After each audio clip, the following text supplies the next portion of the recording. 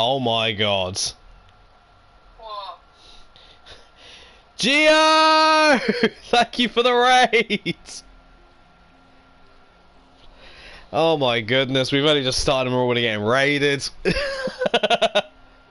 had a feeling it was coming. Yeah. And there's the alerts.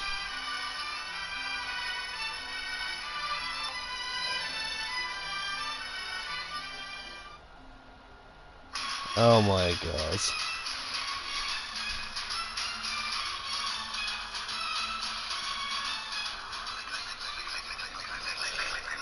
Oh my god, all the alerts are going off. Well, seems how we seem to be all good across the board. And let me say this, ladies and gentlemen, boys and girls, and adults of all ages. Kids, if you are watching this, make sure you have an adult with you, because there will be some language said within this that will not entirely be kid-friendly. So you have been warned. There's the disclaimer. Ladies and gentlemen, welcome to the podcast. I am your host, the Chaos of Dragons, and we are finally here! We finally have it ready! The official podcast has officially begun! And with that, obviously, I am just, as you can see, currently I am here on my own. But that can't be right. I thought there was more of me. I thought there were more people here. That's because I have my co-hosts. We have, ladies and gentlemen, starting off with the wonderful Chives. Hello, everyone. Yes, Chives is playing as Kokomi.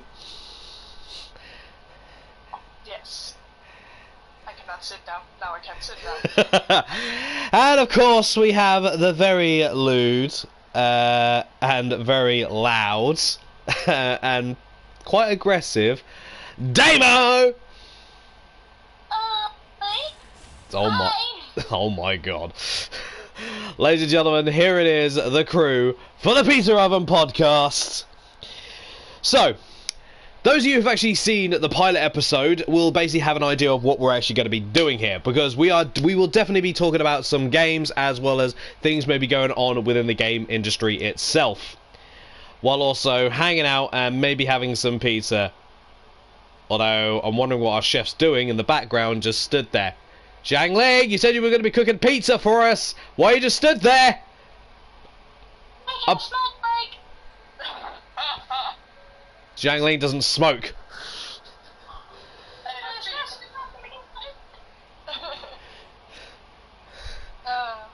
And Damo stood up. I'm not cute. I'm literally threatening your life. Oh god. Oh my god. You guys are impossible. Zhang Ling, I'm not paying you by the hour. I gave you one big payment. I told you I will not pay you by the hour for this. You're here for a one-time service, just for this actual official start. You said you would actually cooperate, but now you just stood there. Ugh. Hope she's not going to be like this for a whole 2 damn hours. God. I'm hungry though. And as you, oh, by the way, Chives, Damo, Yeah. you have, obviously, as you can see next to you lying on the floor, Puss Puss. Puss. Hello, Puss. We do have a dog wandering around, guarding the premises, to keep an eye out for any unwanted individuals that might try and crash this party. Yeah, we also have Jean to help out. We also have Beto, as you can see off in the corner, who actually was responsible for bringing a lot of the supplies needed for, well, this podcast. Ayaka is also had a hand at bringing some supplies as well. Actually brought some Inazuma type things you will see around. So we have a multicultural, multi-regional here at the minute. So, ladies and gentlemen, we've got a variety of topics that we will be going over. However, I will basically go over the format of this. We'll be doing this once every 2 weeks, and it will be on a Monday at 6:30, between 6:30 and 7:30. That'll be the starting time, and we'll be going for we'll be going for at least 2 hours. And we'll be discussing a variety of topics involving games. There'll be some serious topics, there'll be some funny topics, and there'll be some topics that we'll actually be discussing mainly just out of pure curiosity, but something that maybe would be liking to see. There will also be talk about games we've been playing in the week, and possible games that we would like to actually see coming out that we may have heard about that's caught our attention, because a couple of games have actually caught my attention as well. We will obviously have guests a bit further on down the line, and I do have ways of, if they're not able to actually join this server, then I will actually have ways of at least having a representative for them to at least be around, because I won't be able to actually get them to sit down because I'm limited on the functionality here. But yeah, first things first, let's talk to my co-hosts. Damo, how are you doing? I'm alright, how are you? I'm good. More concerned about how your week has been as well as your day has been. Oh, okay. Well, my week's actually been genuinely alright. I mean, like, my shoulder blade kind of hurts from sitting in an awkward position for a couple of days straight, playing Sims too, because I've been building some community lots for when the Sims go off to university for my stream, and I actually had some that I had inspired by some of the characters in Genshin. Yes, you have been hitting the Sims train quite hard recently. Of course, as always, and I've also been playing quite a bit of Genshin too. You've also actually been helping out other people on Genshin as well, haven't you? I have actually. I've been helping out my man with some teleport wave point placer thingies, and he's now that into it. He's actually just reached to the point of Inazuma for the cutscene of the Raiden Shogun. Ooh. And he let me know today that at the time he didn't actually realise that it was a cutscene sort of basis, and almost threw his controller out of the window. Shit. Yeah. Oh god. And so our other co-host, by the way, I've just done the shout out for the pair of you for the social medias that you have wanted to be shown, but your Twitch and your TikTok chives, and your Instagram, as well as Damo's Twitch. So Chives, how are you doing, and what games have you been playing this week? Mostly, I don't want to sound like a bummer or anything like that, but today I've been really rough. I started school today, after I have been laid at home sick for almost 1.5 years. So it's been very tough at school. It was a good day at school, I must admit. But what it means is the fact that you're going back to school, it means that you're actually better, to an extent. Yes. So, round of applause for Chives! Yay! But when I came home, my brain was flooded. I was very much overstimulated. My brain felt like a white noise in a way.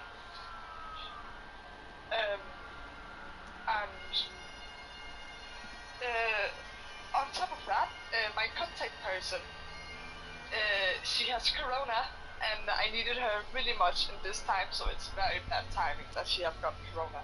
Yeah, unfortunately, Corona says F you to timings. Yeah, but other than that, been alright.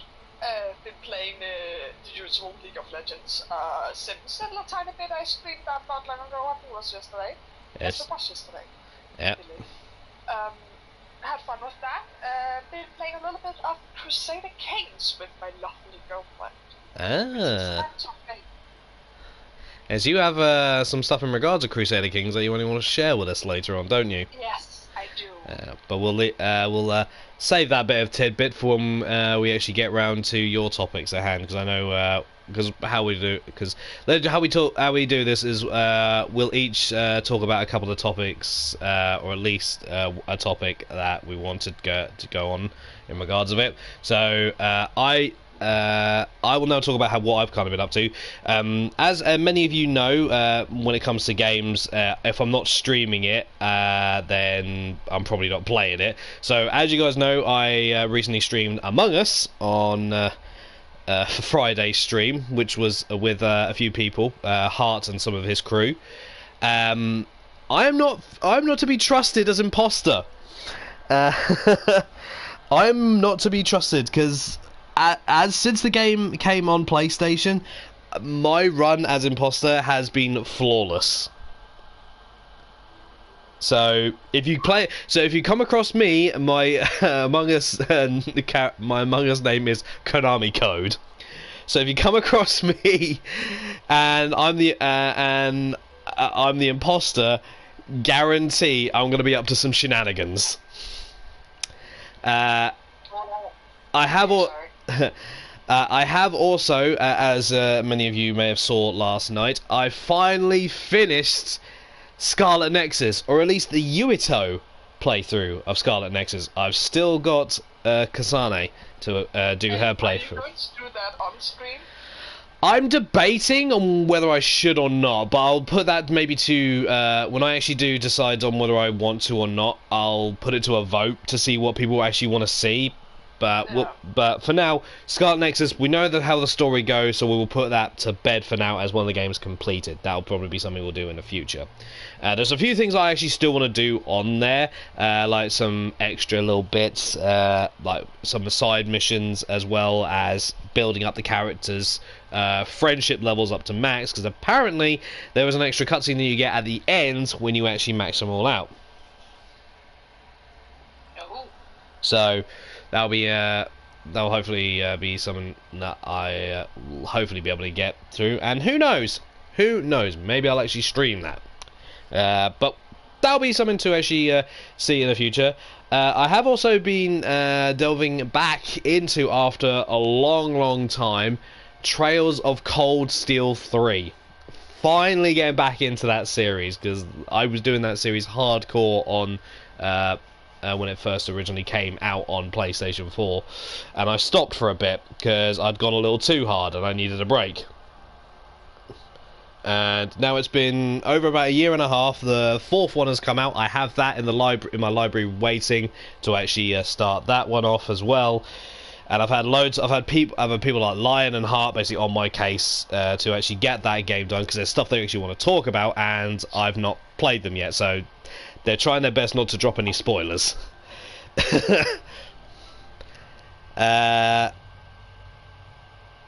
Jeez, what else have I been up to? Other than just the usual work and planning all this and making little touches here and there, like I've added trees. I took away a couple of trees because I didn't feel they were right. I've moved some things around to make it a bit easier to at least sit on the bench, because for some reason, when I had it before, even at a distance, you could still hit forge when you were by this table. And it's like, seriously? So yeah. God.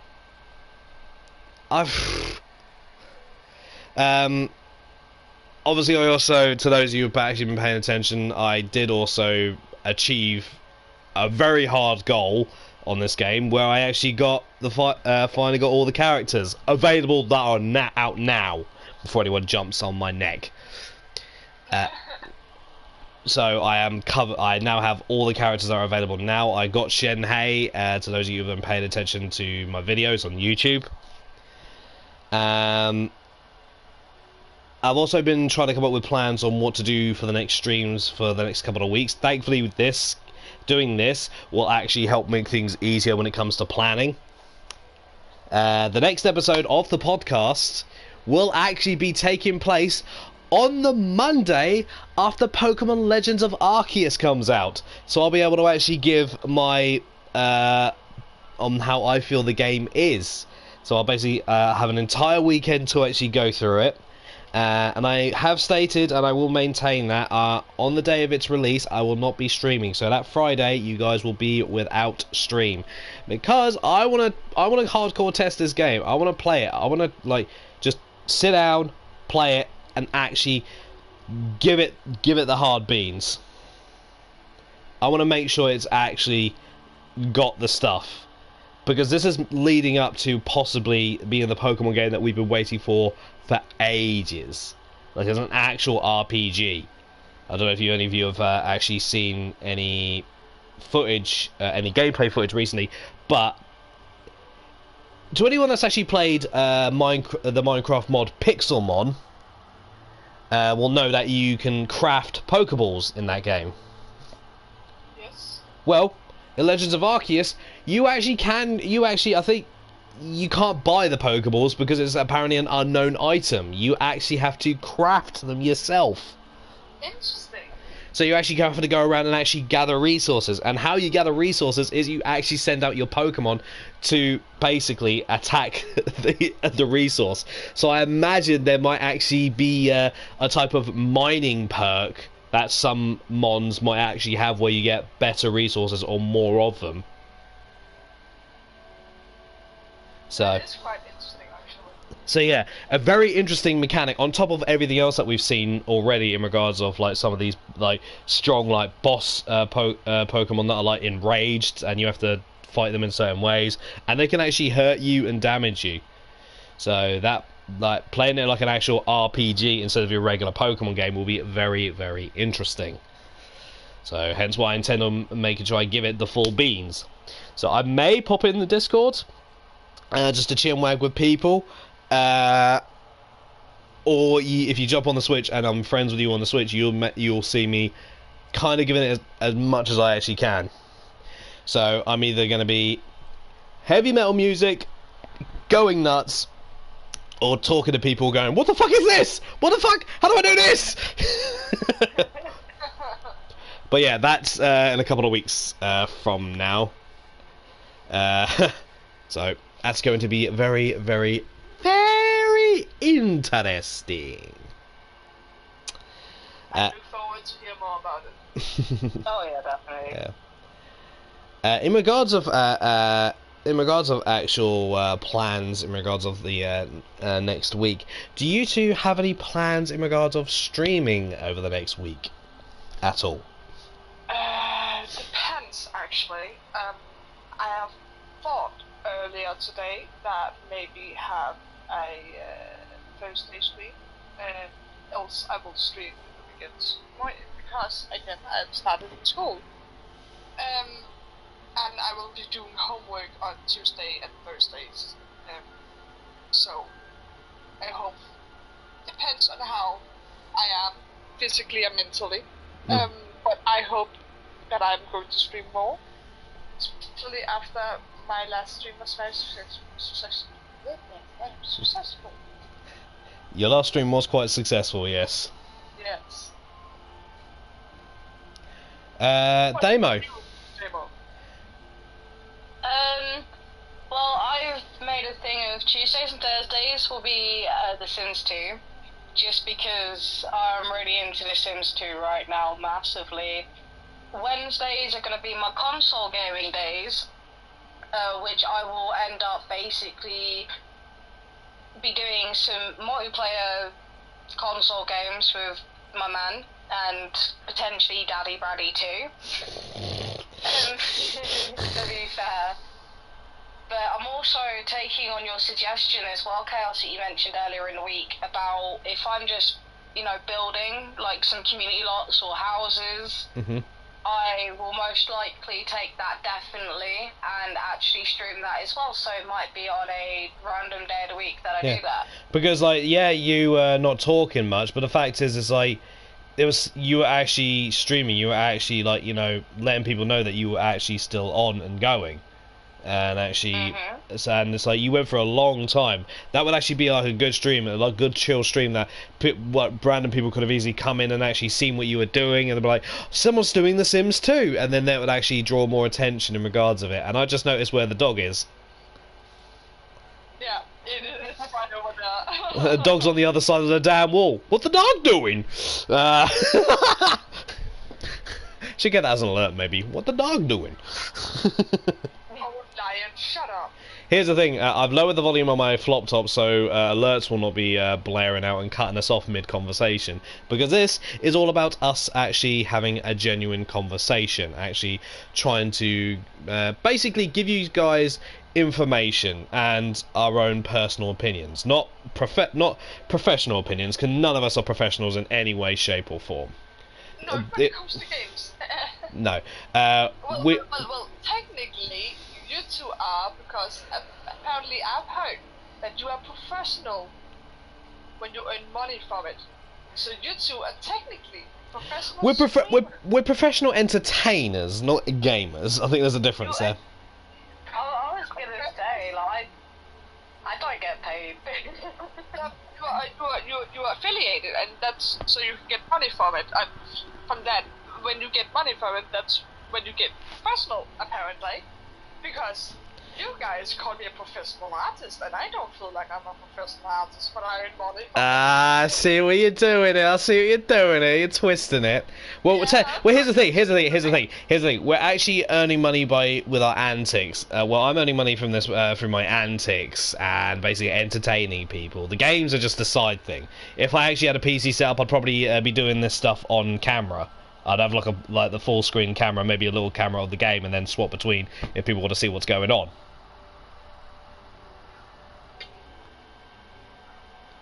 So that's what I would do. It's kind of funny because I'll hear the alert briefly in my ear, just in my ear, because I've got it lowered down, so I'll actually hear, so I know I have to pay attention to chat quick because there might be something going on, and it's just Alex actually tried to guess. And Deadmax, thank you very much for the stretch. What on earth? He's vibrating. Good grief. A lot's going on at this time. What on earth?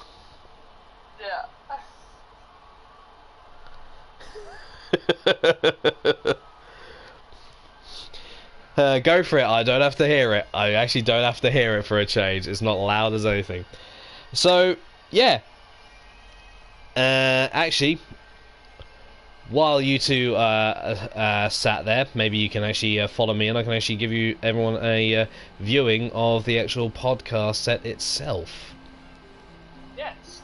So obviously we have a little harp here, just to in case anyone actually does want to play some music. Tempted to push the square button, you know. You do it. What, like I am right now? Yeah, but we can't see it, but you do it. We can do it on our own. Ah. We've got a couple of lights here, obviously, to keep things illuminated during night time. We've got an extra table here in case they ever allow for more than 3 people to actually join the teapot world. One day, perhaps. Jangling. Still not working. Yeah. Probably wanted to play with Boba. We have a nice little area here for people want to actually just chill out and actually look out at the beach and the landscape wide. So generally just a nice little chill out area while everyone's eating their pizza. It's Your hand was touching mine.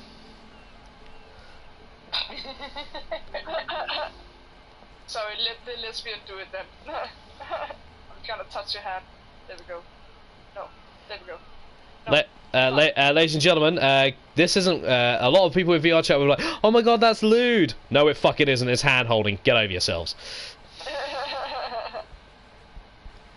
Obviously, we have a nice little flower bed here for those of you who have a horticulture nature. Oh. Get off the damn flowers! Accident. I'm gonna water the plants. Water them, not pulverize them. I'm not polarizing, I'm watering them. And here we have the painting that Albedo did for Paimon. I know, you are the one who painted this, not Albedo. No, Albedo painted this, not me. Mine made Paimon look like a goofball in a pot. Yeah, same. What about ass grabbing? Not on stream.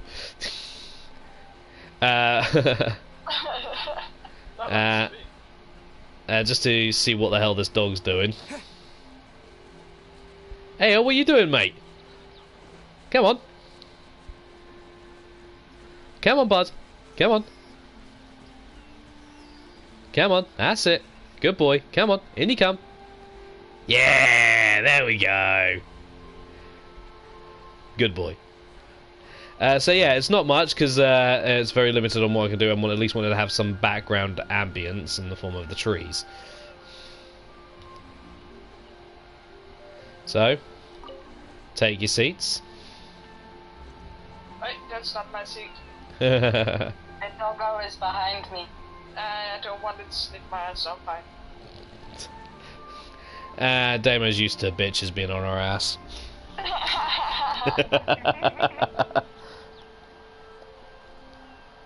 That's a stream on a different website. Yep, exactly. Paimon is a goofball, the good kind of goofball.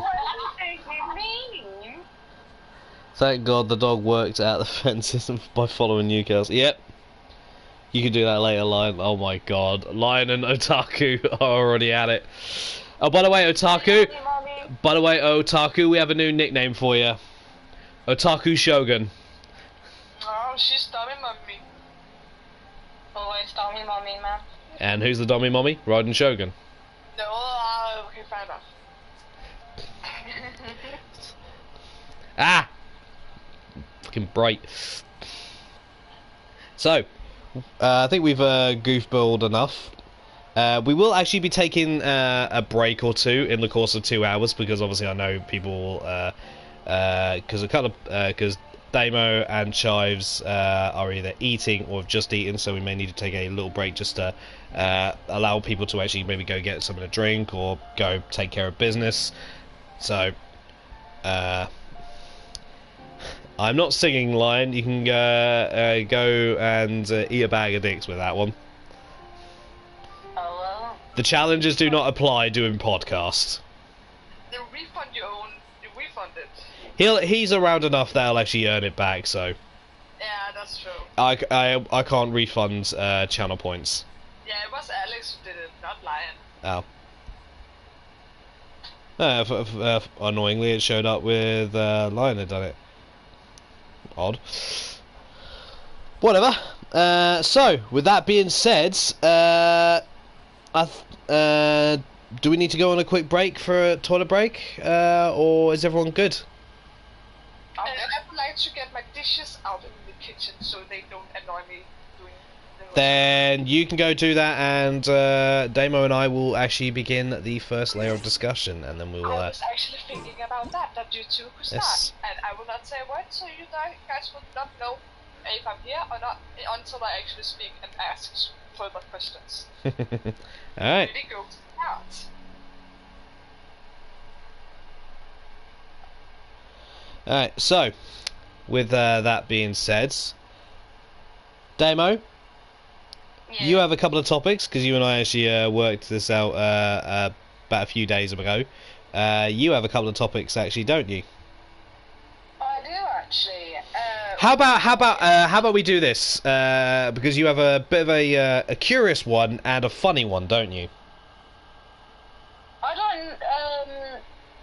don't know if the gunpoint robbery would be classed as funny, but in a way that it is, but in a way it's not. Well, essentially it is, considering like who actually got robbed. Yes. I'm just pulling up the article earlier, and I just want to make sure I've got everything correct. Well, So, it's got published. Yes. I was actually going to say, while you're getting that up, I can actually talk about something that I actually have not made you or Chives aware. A topic that's actually landed on my table literally just the past few days. Oh yeah, go Bit of interesting news, actually, that has appeared in front of me. Sony news, actually, because as everyone has known, in regards to PS5, there has been an actual shortage for some time. They've not been able to actually get the components to be able to actually make certain components needed to actually make the PS5, which is understandable given the current situation of the world. However, their solution is something less than desirable. And this is just what I've heard upon the grapevine. I have tried to follow it up, but there doesn't seem to be anything else on it. But yeah, Sony's solution is we are struggling to get our PS5s. So until we actually can do that, our solution is we'll create more PS4s. They've basically gone back into production of making more PS4s to actually apparently deal with not making any more PS5s, or not being able to make loads of PS5s, which, to be honest, is kind of contradictory if you ask me.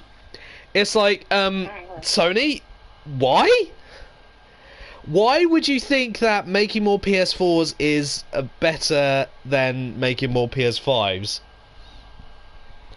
Surely they I understand, obviously, because obviously people will have to keep using their PS4s because they're unable to.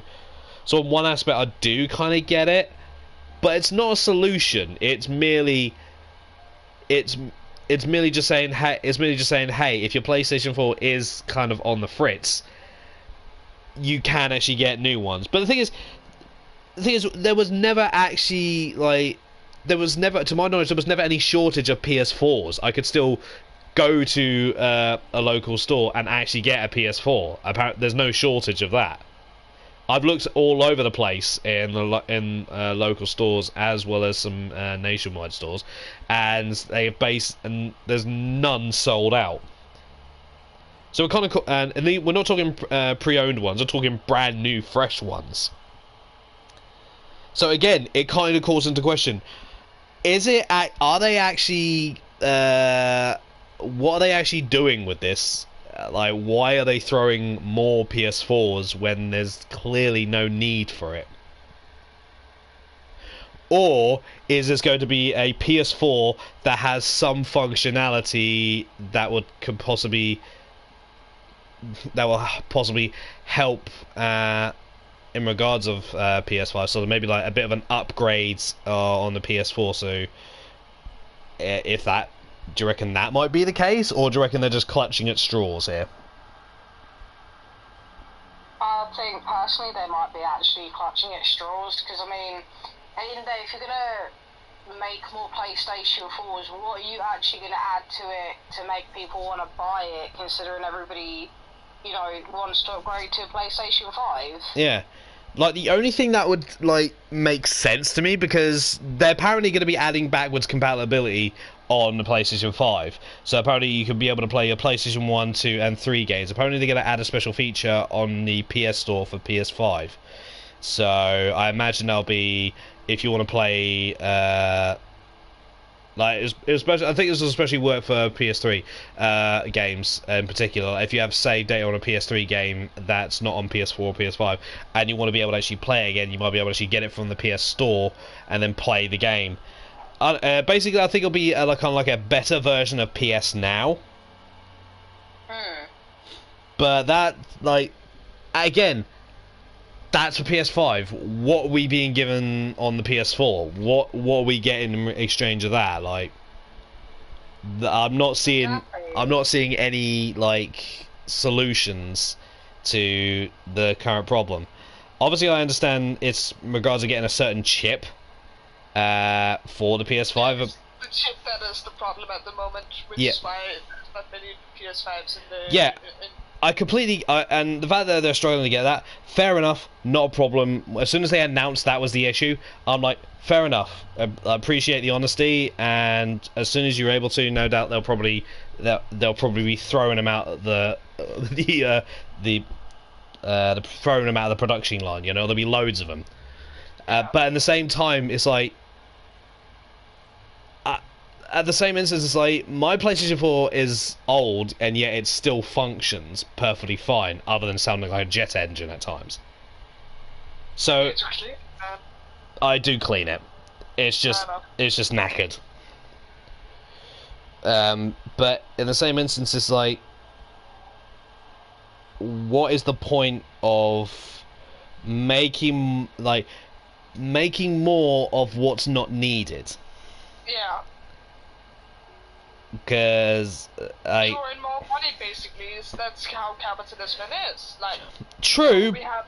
but at the same instance, it's like, is there any actual point? Because people with PS4s, like, they'll, if they need to get a new PS4, then there are plenty of options already. There's no shortage. There's nowhere that's sold out of PS4s. So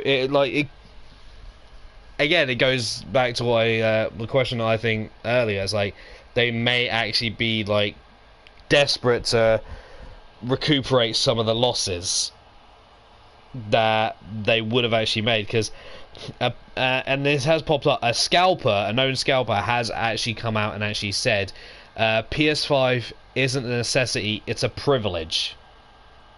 Yeah.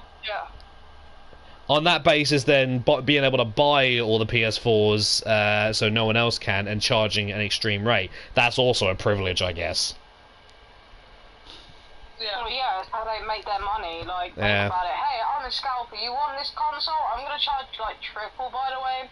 But remember, it's a privilege, and you wanted that privilege so desperately. So give me the money. Unless, of course, you're a certain lady that bought her son a PS5 for Christmas from Amazon, and then got something else Yeah, entirely. that's story. Oh gosh. But I'll tell about that story after Damo has gone over her story, which I think, in regard to talking to scalpers, is actually a good segue into yours. Yeah.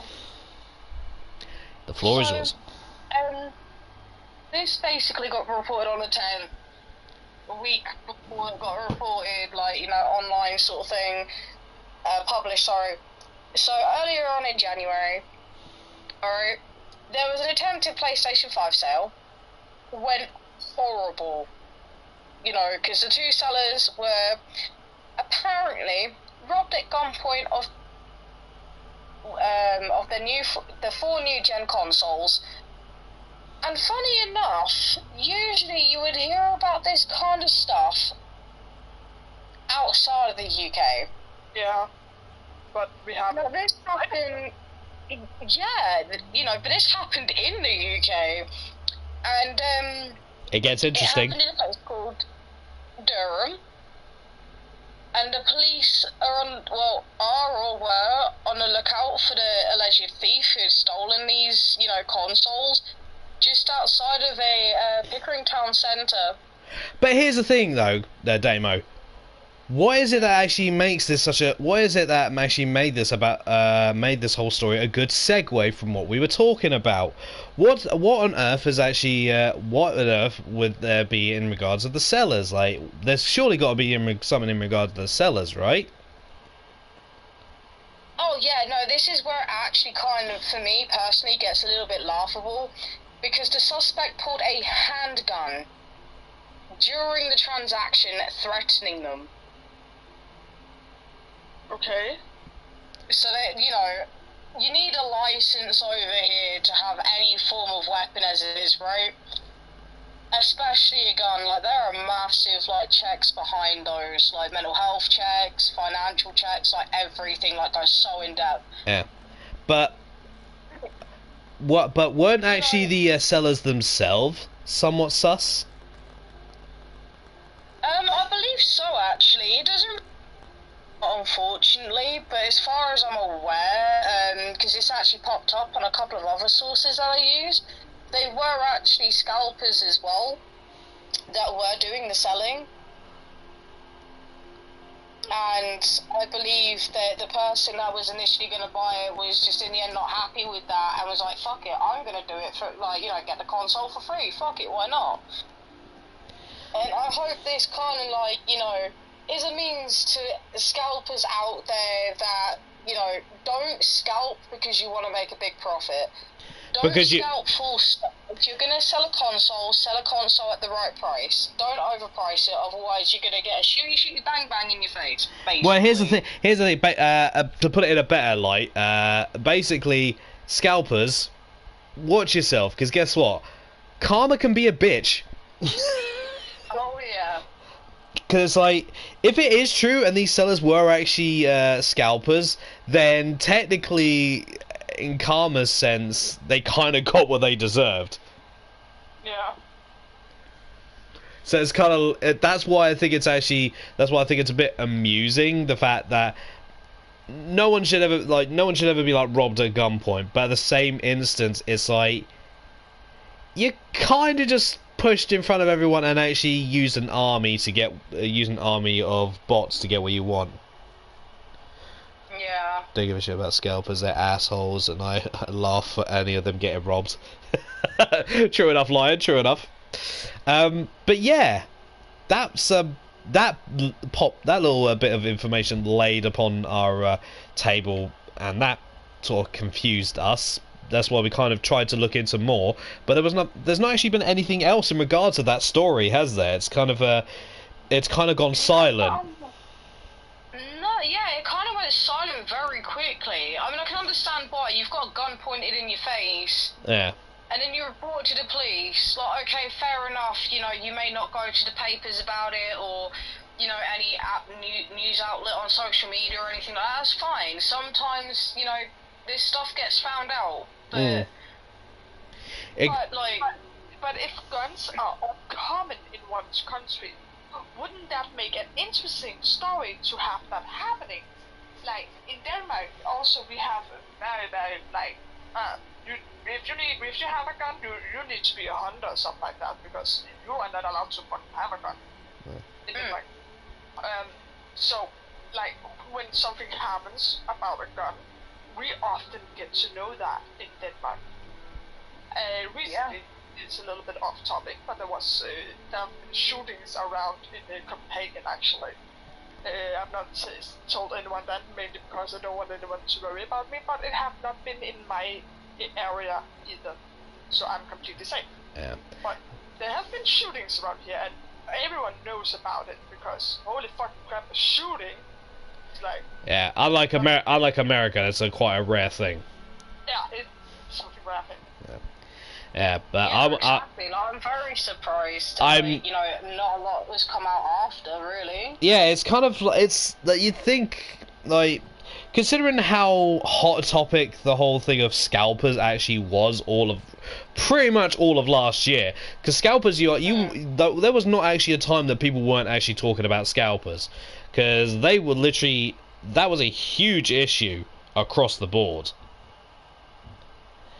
and it had reached a point where it was actually being addressed on mainstream media, on like TV and stuff like that. It was actually being discussed, because like a lot of stores that were actually selling, like, they were getting hit by these scalpers. And granted, these people were the businesses were actually making money. At the same time, though, they were losing reputation, and quick money over reputation does have a tendency of destroying business. So that's why the whole thing of scalpers have actually been a huge issue, and that's why a lot of places have actually implemented various things, like a store that's over here, Game. They've implemented, when you go to actually buy a console, you can only buy one per customer. Yep. And it's actually also, to add on to that as well, Chaos, it's to the point now where Game has literally gone, it's one per customer, but it's one per card purchase, basically. Mm-hmm. Like, to the address as well. Yeah. It got real bad. Ew. Yeah. So yeah, summarise, it may have been scalpers that had karma hit them in the arse. Which, to be fair, like, I'm not justifying like any form of like robbery whatsoever. Like if you commit crime, then you deserve to do the time. Like, It's just unfortunate. Like, granted, some people are pushed to that, but unfortunately, in times like this, you can't, like, it comes a point where it's like, if another person's life is put at risk, you kind of need to, well, pay the price. So, unfortunately, it's just one of them things. So, with that being said, that is one of Damo's topics. So, we'll move on to Le Chives. And that might be me. Yes, Chives. What topic do you have? Because you have a topic actually for discussion. Crusader Kings, I believe. Yes, I do. I had trouble finding a topic because, again, I've been studying school, so that have been filling my mind a lot because I've been so nervous about that fucking school. That's fine. That's fine. So, I have a question. What on earth has actually happened that's actually made a bit of an interest in regards of Crusader Kings 3 after the game has been out for, what, like several months now? I think it has been out for a year or something like that. Because the game actually earned quite made a bit of a buzz when it appeared last year, based on like some of the antics you can get up to in the game. Yes, and I believe it's because Crusader Kings 2 was held up in high regard, that it was a very popular game, and the learning curves is extreme and so tough to learn, honestly. But it has my girlfriend. She's very much into it. So she have told me a lot about it and convinced me to buy it, even though it's way too much for me to buy it. But anyway, I bought it anyway. So my girlfriend told me that the one thing she loved about the game is that you have this supernatural occurrency. I don't know much about it, but supernatural stuff could happen. I believe that your ruler could be a vampire or werewolf or something like that, and that was what interested my girlfriend so much. So the reason, also because my girlfriend is really much into society and politics and histories and stuff. She's very much interested in it. So with that plus supernatural, it's like a win-win for her. So there was a really like drama in a way happening when Crusader Kings 3 came out, because no supernatural things was in the game, and they haven't said anything about it. They may comment a what it's called, a DLC, yes, a DLC for it, or maybe an update, a free update or something like that, for to add the supernatural things. But it is not in the game, and that have been very sparked some conversation about it, because that is very upsetting for the community placed game. But me myself, I have played a tiny bit recently with my girlfriend and her friends, and again, the learning curve is extreme and very tough. So be sitting and playing this game with them is like suddenly be giving a math book, and that is way higher grade than you, and you like have to read this and be like, here, do this math thing, and I'm like, how do I do this math thing? I don't know. Try it. I was like, what? How could I try it? So it's kind of like that. So I had to sit down, stream the game for through Discord so they could watch me play it, so I could be like, hey, what do I do? How do I do this? Oh, you have to point there, click there, and do stuff, so they could easily guide me through it, because it was very difficult. Luckily, I can play as my own country very easy. Not that I want to play as my own country, but Vikings in the game is very easy to play. You just go out, raid the countries, go back, feast, go out, raid the countries, go back, feast, basically.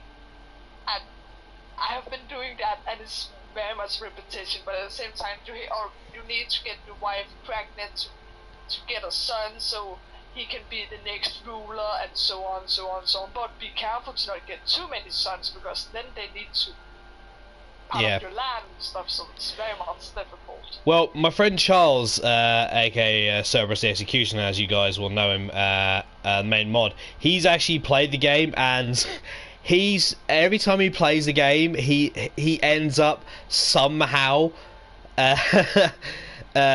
with his entire family banging each other. So he's now called it Incestuous Kings 3.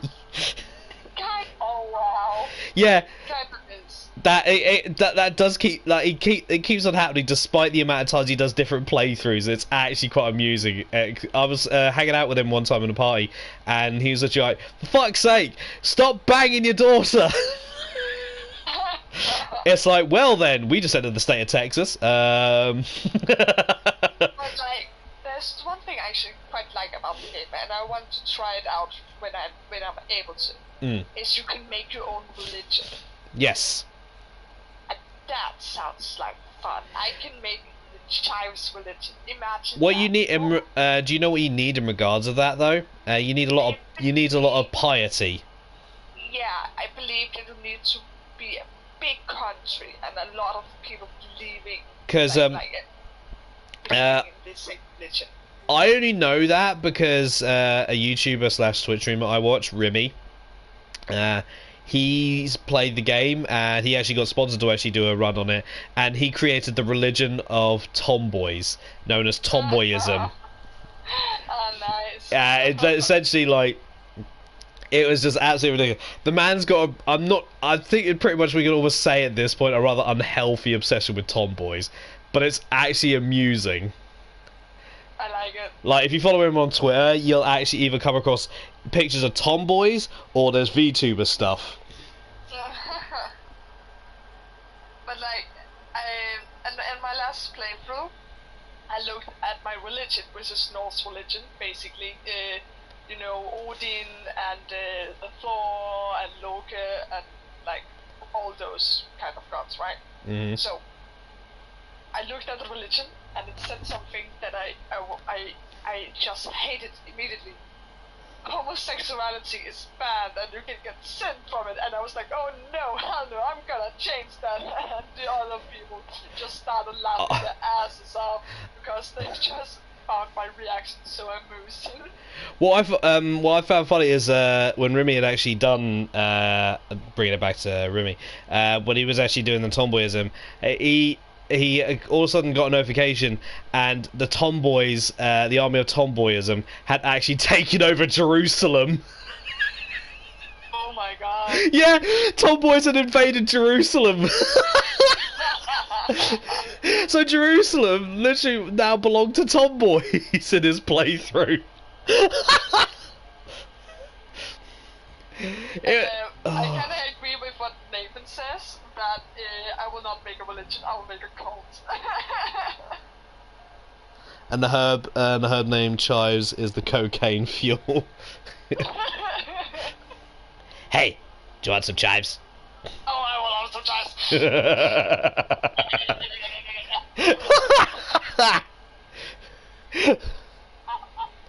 Oh god. But yeah, I will not play that game that much, mainly with the others, and just slowly try to get annoyed. But it's not really that interesting for me because the learning curve is so steep, and it's very tough when I'm dyslexic at the same time because there's a lot of reading. And when you actually if you actually get more into the game, Chives, do you think there might be one that you might actually stream? I might actually, if the other people I'm playing with will agree being on my stream, because some of them is a little bit shy, and which is completely alright, and you're allowed to be shy. So if they is alright to be on stream, then I will stream it one day. Yes. Alright.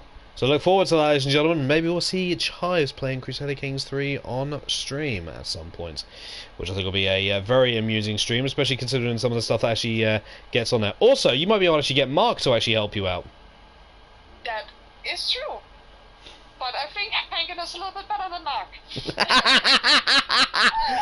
I might say that, but I will not mind having Mark join me as well. That Be nice to get that, but nice to get that dude out of the fucking shadows. But yeah, Damo. Yes. Anything you got to say in regards of Crusader Kings 3? I definitely think that it's interesting. Whether I would play it, I honestly couldn't tell you. You will not play it, I can tell you that right away. But I can tell you this, one thing that might pique your interest is you can make a religion where everyone is nude. Yeah, you literally, when you actually make your own religion, you actually, like, basically, you just basically, like, put out all the rules. Like, basically anything can go. Yeah, you can make it nude. I could make a cult. Yes. Yeah, perhaps. I believe you can. But you can, I'm just gonna say this, you can fucking make them nude. Like, legit, the visual, like when you see people in the game, they're nude. Like, they are legit naked. Yeah.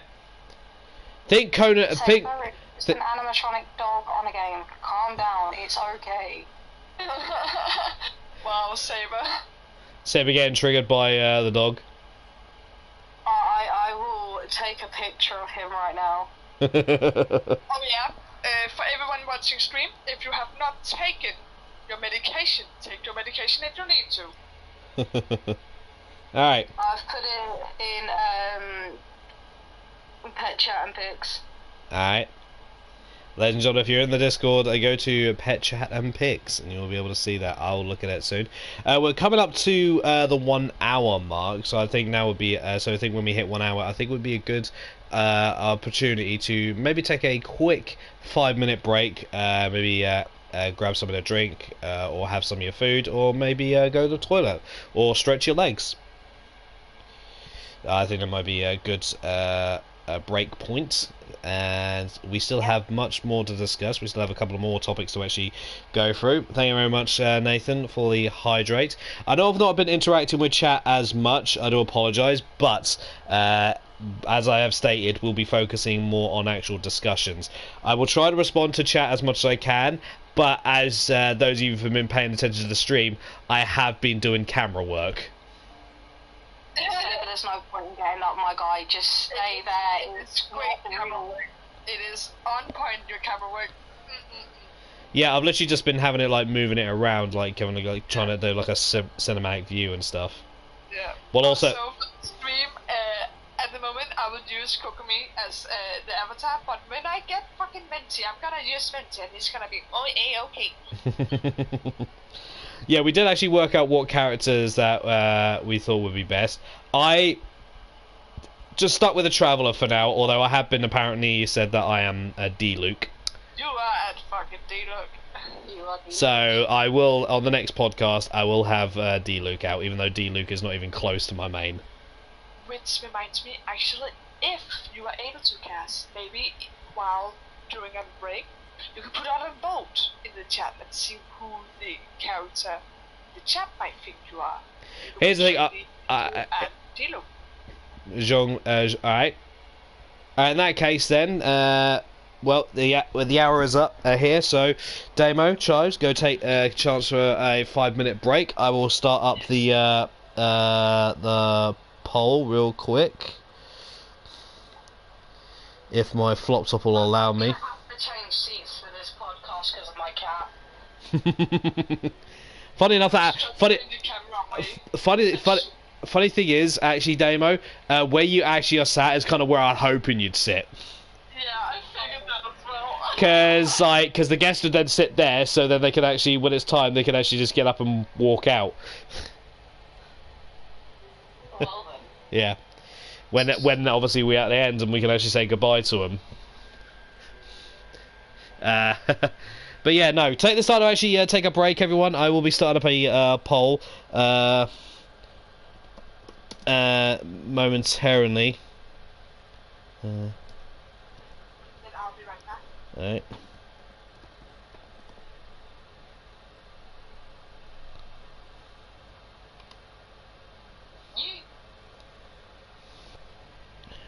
I will mute myself as well.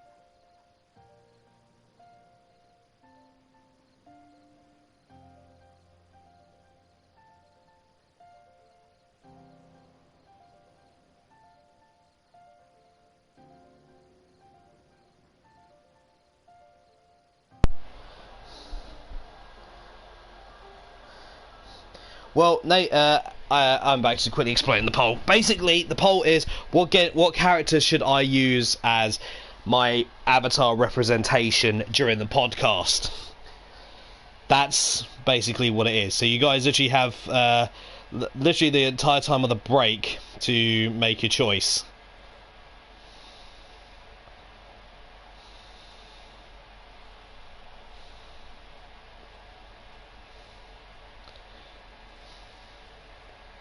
So that's all that is. And no, there's no penis monster because I'm not a penis monster.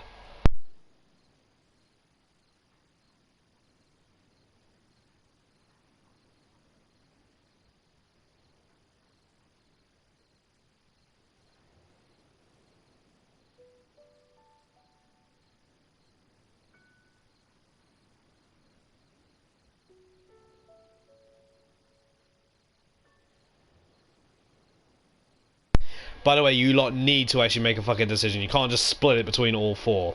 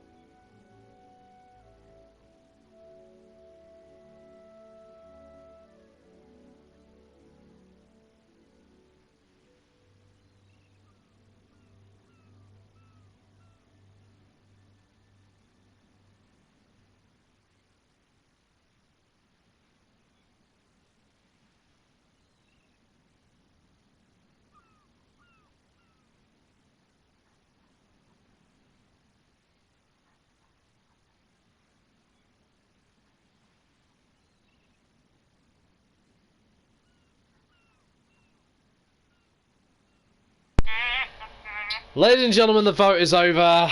You guys voted. I will be D-Luke. So give me a second. I'm just going to change.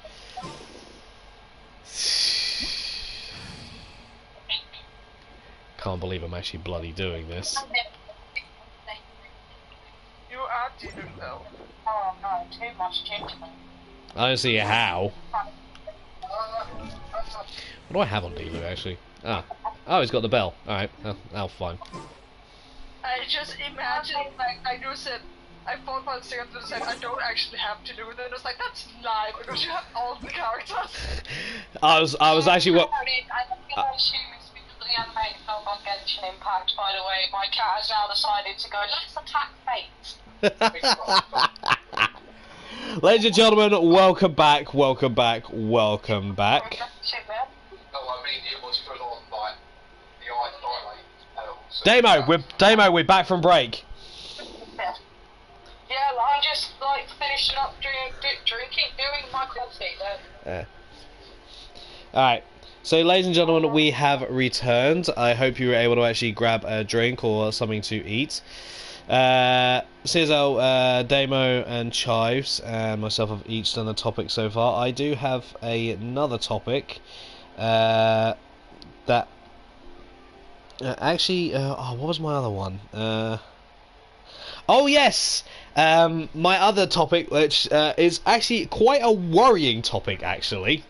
Oh no. Actually, in regards of those of you who are a fan of Mario Kart.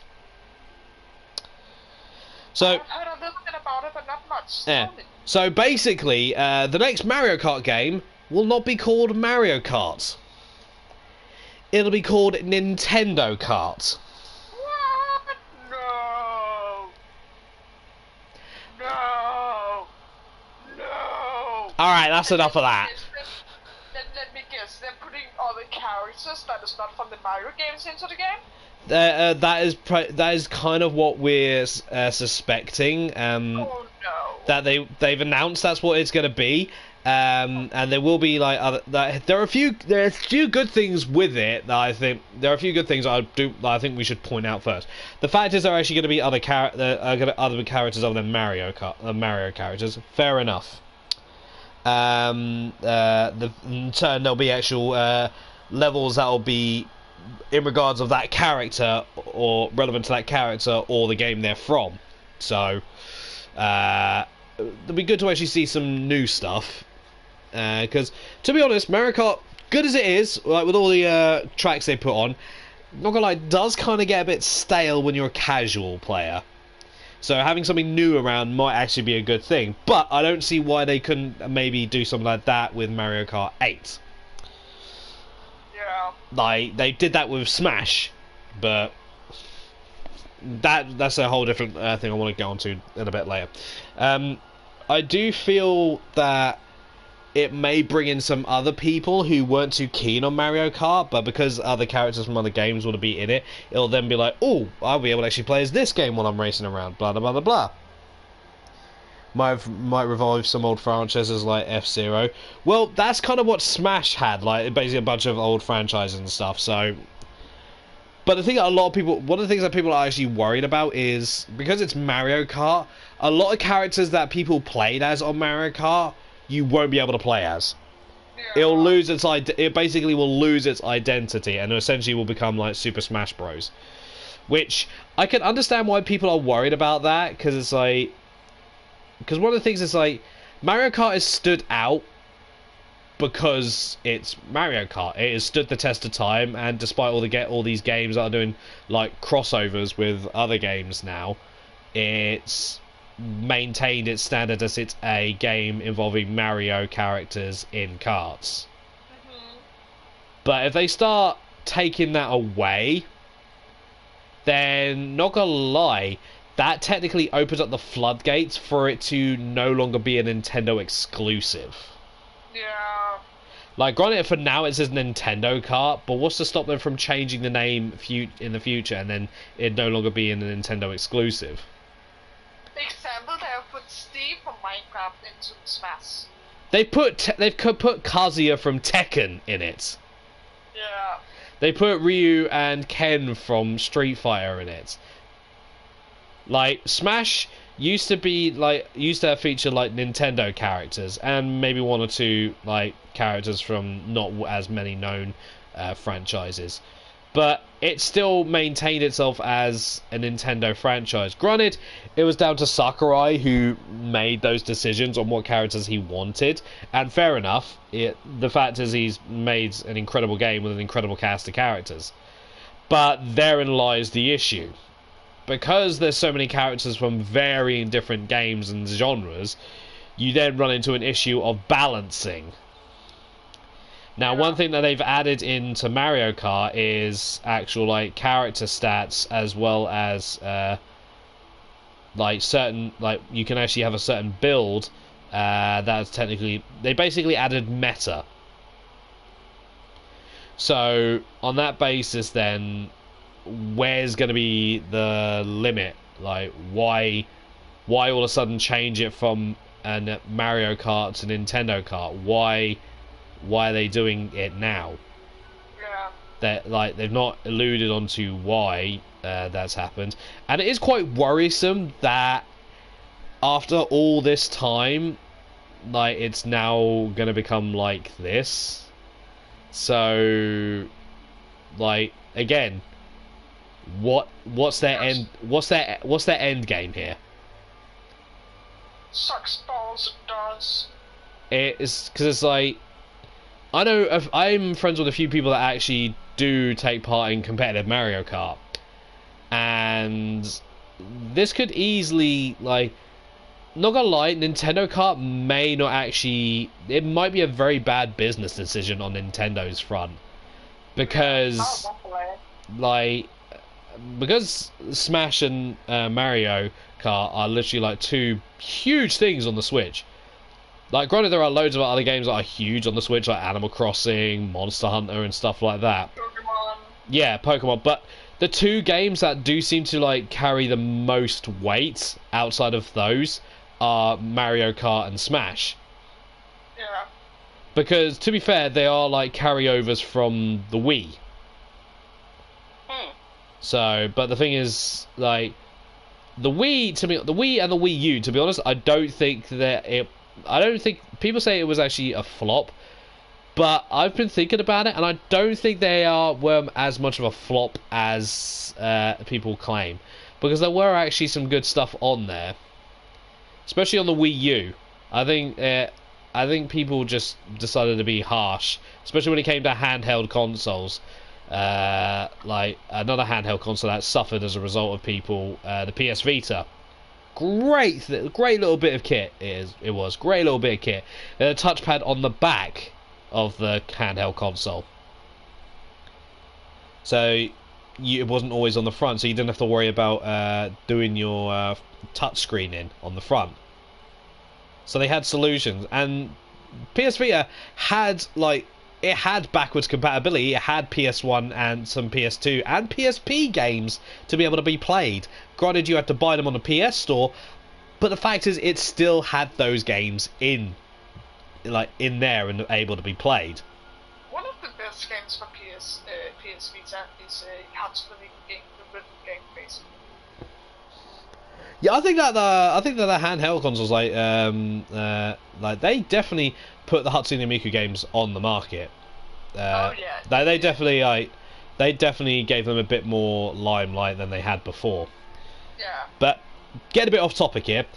Nintendo Kart could be good, but they're kind of treading on thin ice in regards to that one in particular. So, gonna have to wait and see how that plays out. So, the reason why I kind of brought it to attention, even though all they've done is just an announcement, is I want everyone who's actually watching or listening or whatever, to basically keep your eyes out. Actually, look at what's coming with an objective eye. I want you guys to actually think, like, is this, like, what you want to be able to play? Is this going to be a good thing? Because there's going to be all sorts of people that'll be like, yes, it'll be great, it'll be this, it'll be that, it'll be this. But there'll also be those that'll say, like, oh no, it's going to be this, that, whatever. I want you guys to be able to actually look at, essentially, it's going to be the future of Nintendo with an objective eye, and I want you guys to actually think long and hard on what you actually see and what they bring out, especially at their presentations. So, give it some thought, and I would love to, when they do make more announcements, to hear you guys' feedback. Not just Damo and Chives, but you guys in the audience as well, to those who are either listening right now or watching later on. I want you guys to actually, please, in the comments below, because this will be uploaded onto YouTube later, in the comments below, please let us know. And let us know what you think about the updates coming, what you think about the characters they're introducing into it, and whether you think that this is actually going to be the next step for the kart series, or if it's a step back or in the wrong direction. Please let us know what you think, because I would love to actually hear people's actual genuine thoughts on the whole matter. Yeah. Damo, Chives, you two got anything you want to actually input in this?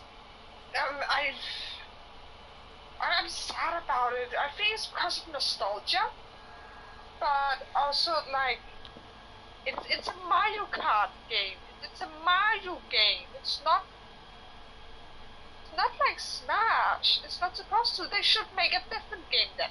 They should make 2 different race games. They should be making a Mario Kart. So they keeping that and try another racing kart game where they can use other maps, other games. They could use, just like Smash, they could use like again different characters and stats and stuff, and try remaking a race game. Maybe not just drive into the question box and get an item. Maybe you get something else, or do it differently. Remake it, reinvent it. There's one game.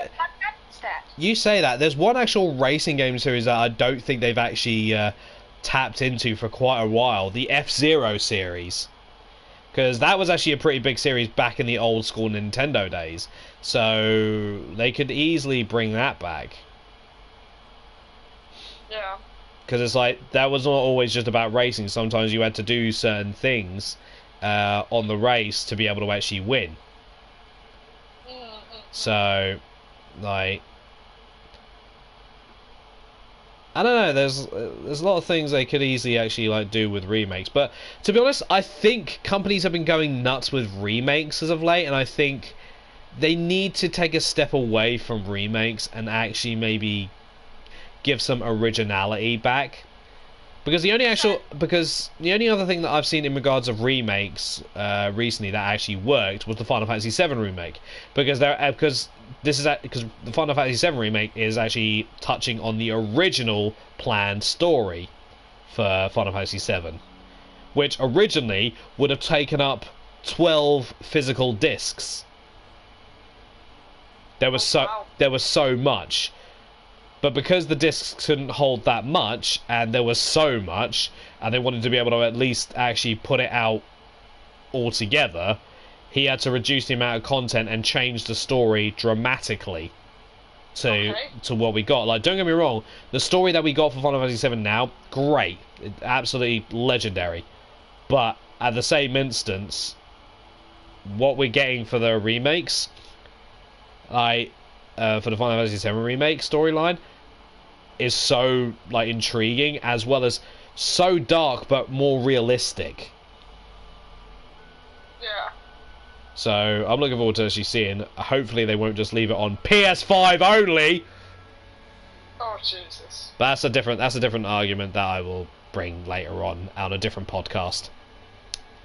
But yeah, Damo, you got anything you want to add on to the whole Nintendo Kart thing?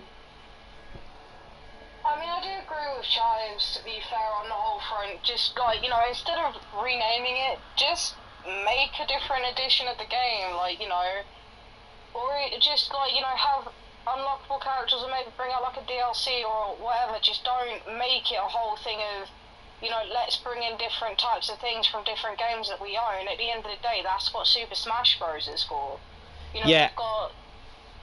And as I said, like, then there's like a balancing issue. Like, yeah, you know, like, yeah. As you're saying, Link's in Mario Kart. They've got the I knew it was in Smash Bros, like the actual Smash Bros game where there's Pikachu and stuff like that. Yeah, but they've got Link. They've got the Splatoon, the Inklings in Mario Kart. Like, okay. I don't see why they feel the need to actually just completely remove the Mario Kart name and have it as Nintendo Kart, when easily they could maybe just expand the roster on Mario Kart. Yeah, or even just make, you know, like, Super Smash Bros. Racing or something. You know, make it its entire own entire different game. Super Smash Don't Racing. rename like a legacy of a game just because you feel like it. You know. Yeah, I agree with that. Though talking about the Wii, PS Vita, and PSP. In my opinion, they were, you know, way ahead of their time back in the day. You know, for example, I was one of the, quote unquote, I can't believe I'm saying this, lucky ones to be able to have a Wii in school during PE because we had Just Dance. Granted, I took in Guitar Hero. That's a story for another day. That takes me back. But it actually got me to do something in school, like physical, you know? Yeah. You know, it got me to actually kind of be like, okay, fuck it, let's have some fun, because it made it fun. Yeah. And I think that's what Nintendo are kind of missing the point when it comes to their games. Like, it's fun for everyone, you know? There's a little bit for everything for everyone. It doesn't have to be all bunched up into one game and just renamed just so they can, like, do that. Yeah. But again, as I said, like if all they've done is the announce, and we're just running on speculation. That's why I've advised everyone to go in with an objective eye and keep an eye out on whether on any events that Nintendo are taking part in, and just see what they say. I'll be keeping my ear to the ground as well in regards to stuff. This won't be the last time we'll actually talk about it. I can guarantee that. Oh yeah, I believe so. Because not gonna lie, that is huge news. Like, it's a bold step, if nothing else. Because if it works, it is a very bold and risky move. But as I said, if it works, then who knows? We'll just see what happens from there. But yeah, but I'd rather you. But as I stated before, like one of the things that I want this podcast to be is literally, I want everyone. Because essentially we're all consumers of video games. I want us to actually work together as consumers and actually make sure that the companies that are claiming to give us all this great content and great games to actually do what they say. I want them to be able to be held accountable for if they bring out something absolutely god awful and charge us £60 or $60 or whatever. I want them to be I want them to be held accountable for like decisions like that. Yeah. So, Definitely. granted, a bit of an inspiration from Total Biscuit there, considering that's what he was all about, and I want to kind of continue that legacy of that whole thing where the consumers do have some form, want to be able to hold accountable those who make games bad. Like, granted, a case of I'll say this, and then we'll get back, and then we'll get on to another topic. I will say one case where a case of consumers needed just to chill the fuck out, as well as the suits above, was in regards to Cyberpunk 2077. After actually playing the game for myself, I do believe that if they'd have just let the devs actually have the time to actually work on the game, what it is now would have actually been way better than what people like got initially, and there would have been a lot less issues. Because they've been honest, because to be fair, they were honest up to a point. But a lot of the time they were kind of like, to my knowledge, they did have a fair amount of had a fair amount of red tape shoved across their mouths. But that was due to the PR people in suits. But yeah, again, use your head and be objective. If you actually generally do like something, that's fair enough. Like, you're not wrong in actually your like. Just because other people don't like it doesn't mean you're actually wrong. So just actually think, you know, just think, is this game actually worth the time and money I'll have put into it? So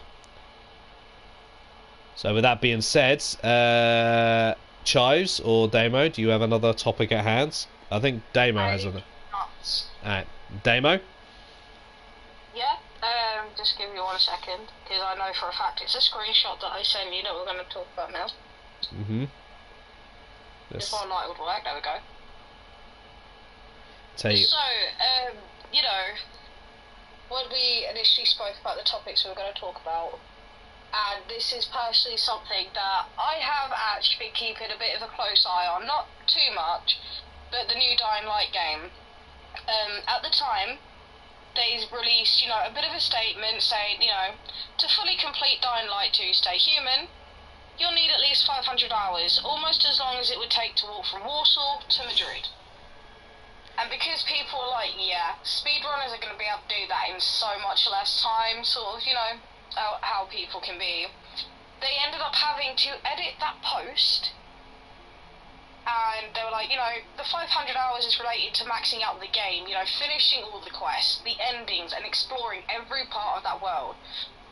But, this is where they say, but a regular player should finish the story and side quests and do quite a lot of exploring in less than 100 hours, so don't worry. Now, I was a bit skeptical before they did bring that little update of that section, just because at the end of the day it's like, well, 500 hours, I mean, okay, it must be a really good story, but what about context? There's someone that doesn't always read in between the lines, takes a quite literal sort of thing. It's like, well, that's going to be a bit too long. I don't know if I want to invest my time in that. And a lot of the time, you don't really see developers and game companies actually come out and be like, you know what, okay, we've made a bit of a mistake on our own PR little stunt there, like, fair enough. But it's now got me more invested in the game, because they've already got enough Easter eggs as it is in the original, Dying Light. How many more do you reckon that they're actually going to bring out in Dying Light 2? Yeah. What things are going to be featured? Are we going to be able to play a female character as, the main protagonist, or is it going to stay to male? Are we going to have more control of what they look like, or... what enemies are we going to have? Yeah. How much harder are the levels going to be? To my knowledge, to my knowledge, in regards of Dying Light 2, I know for a fact that the factions are a thing, and depending on your choices, does actually affect the world. Like that, I do know. But the thing is like, on what level does that take? Because could that mean that when you actually make a decision, if you wanted to, you could actually retcon that, or would it be something completely different? Exactly. Is it gonna be, like the butterfly effect in Life is Strange? Yeah. Is everything you say or do gonna impact your gameplay? Is it going to affect relationships, like I said, to, different factions and stuff like that. They're being very clever about it, and I'll give them that solid, to be honest. I will give them that. They've released some stuff, but they want to keep it a surprise. And I hope, if they feel like they need to take more time to finish it off, polish it, before release, I would be happy, honestly, to wait, because like you said about, Cyberpunk 2077, yeah? Mm-hmm. Had they just told PR to basically fuck off and told their consumers to be patient, it would have been polished, and it would be, how it is today. Playable, nice, and actually quite good to play. Mm-hmm. And by the way, folks, that's an opinion of my own, because I have Cyberpunk, and it was actually really good. If they'd have released that, if they released it in its current state, as it is now, that actually had that as the actual release, guaranteed, I'd have probably said it would have actually been worth the money. I managed to get it on sale for £20 on PlayStation. So, anyway, sorry. Nice. Sorry. That's okay. It's just all about sort of thing, and I hope companies are learning from this, because it's all well and good, things coming out a little bit unfinished and stuff like that, but then that's what beta testing is for. You don't need, and that's where you learn from it. From some people that are consumers and stuff like that. I think that's why, though, Dying Light has actually been, when it comes to information regards of it, why it's been so scarce for years. Because Dying Light, the first one, actually came out some time ago, and they were actually just a few years, I think a couple of years ago, they were actually releasing some extra DLC for it, because Dying Light 2 was actually taking a little bit longer to actually sort out. So instead of actually like just all of a sudden panicking, they decided, okay, we'll put a team to the side to actually work on maybe actually adding some stuff to Dying Light and the following, so that people who are enjoying that game and want to see more actually have something new to actually keep them occupied while we're actually still working on this. And I think companies would actually have to take high note of what happened with Cyberpunk, considering how much the money that cost the company. Oh yeah. That cost them millions. So Definitely, you know, I'm definitely and I'll say this in regards to Dying Light 2, I'm definitely appreciative of what I've seen in trailers and gameplay footage and stuff, because when they originally revealed a trailer a few years back, to be honest, I was happy to see something in regards to Dying Light, but at the same time, it did feel kind of underwhelmed. yeah. So I'm happy they've actually taken the time, remained silent, stayed out of the limelight, stayed out of public view, and just focused on making sure that Dying Light 2 actually looks like it's going to be a really, really good game. Because one thing that made Dying Light and Dying Light the following actually good was the replayability and the multiplayer functions. Like, how are they going to affect Dying Light 2? Like, especially with considering your decisions affect the world, like, because one person's world may be completely different to the world that you have. So as long as they actually stick to their guns and actually do, like, follow through with that, I think Dying Light 2 could easily be one of the big games. Like, it could actually hold up to what they are saying. It could actually be one of those things that companies taken its time, made a big promise, and actually followed through with it. So I'm hoping that is the case, but I'm not holding my breath at the same time. You know, if any game developers or companies like see this, don't do an EA and rush it for the sake of saber, leave the TV alone, sorry. Anyway, I'm saying don't do an EA and, you know, push it because you just want the moolah, but also money. Don't give in so much to peer pressure from the media, the people and stuff like that. Take your time, don't rush, test everything as you go, make sure it's all working correctly, you know, and have fun with it. There's no need to rush it, there's no need to give in sort of thing. If you're really passionate about making your game, be passionate about it. Put your heart and soul into it. Don't go money grabbing. Don't be a dick about it. Yeah. Is all I can say to that. One thing that just popped into my head, something that's actually become a bit of a huge topic across games, especially at multiplayer functions. Crossplay. Yes. Like, what's the crossplay going to be like? Because I know I'd love to actually like play with some people that are on PC that'll probably get it. I know a few people that'll probably get it on PC, so I'd love to actually like be able to play with them while on PlayStation. So it's like is there going to be a form of cross-play compatibility? And if so, because there was one multiplayer function I did actually like on Dying Light, and that was the be a zombie function. Granted, once you reach a certain point as a survivor, like, the be a zombie thing, literally, you just can't win. You literally just can't win. Oh, I know. And it was unfortunate, but it's like, at first, it like holds huge promise. But then it literally, at the beginning, if you get invaded at the beginning, you're fucked. Or you can actually hold out, it's just rough as fuck. Yeah, I got that setting turned off for a reason.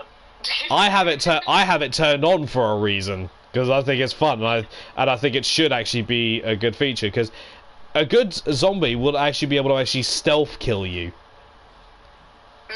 Because you can actually level up the zombie over time and actually get more abilities. I just think it's a function that I don't think is utilised as much as it used to be. So, Yeah. but like, is there going to be something like that in the game? You know, I'm really curious. So we shall see what in regards to that.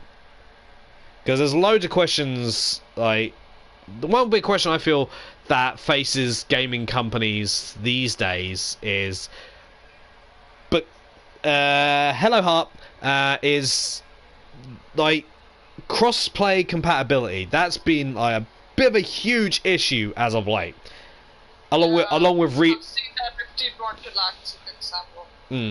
and like region lock, that's also a bit of a huge issue as well. Especially in this game, Genshin Impact, there's a bit of an issue in regards to that. But yeah, like I understand with League of Legends because it's like, not gonna lie, it's actually kind of easy to have like accounts for multiple regions. I've got an American account and I've got a European account. But at the same instance, like, why go through all that hassle? Like, because the companies will spend like millions and millions and millions on their games and they'll get it back. So why not invest that time into, like, I obviously understand like server stability, because it's like if you're playing, say, in America and then you play against or with someone from, say, picking a random region from a distance, say Australia or Egypt or in Japan, something like that. Like, there's going to be huge server lag. There's going to be huge. There's going to be huge latency issues. Like, where's going to be the point where that might actually like get? When are we actually going to reach the point where we'll be able to actually play with countries from that distance away? When are we actually going to be able to actually do that, and how would it be possible, and how can we as consumers hopefully help out by making that process actually a possibility?